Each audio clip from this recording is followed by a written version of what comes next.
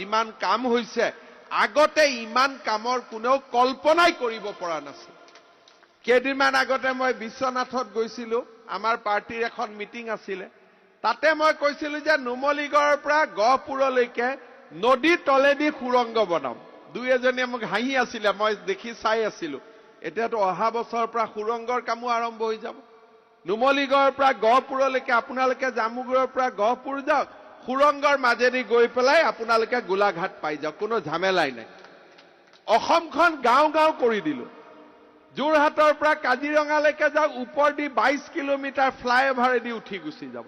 মানুহে কয় গুৱাহাটীত ফ্লাইঅভাৰ হয়, এতিয়া ফ্লাইঅভাৰ কাজিৰঙাটো হৈ গ'ল। এতিয়া মাজুলীত যাবৰ কাৰণে আপোনালোকে মাজুলীত দুইফালে লখিমপুৰৰ পৰা গ'লেও দলং বনি আছে, যোৰহাটৰ পৰা আহিলেও দলং বনি আছে। আৰু কোনোবাই যদি কয় যে নহয় মই ডিব্ৰুগড়ৰ পৰা ডাইৰেক্ট মাজুলী যাব খোজো, মথাউৰিৰ ওপৰত ৰাস্তা বনি আছে যে আপোনালোকে চাইকেল মটৰচাইকেল লৈও বগীবিলৰ পৰা গৈ মাজুলী পাব পাৰে। অহা মাহত মই মটৰচাইকেল চলাই এবাৰ ডিব্ৰুগড়ৰ পৰা মাজুলী যাম বুলি ভাবিছো। মথাউৰিৰ ওপৰেদি আমি ৰাস্তা বনাই দিছো।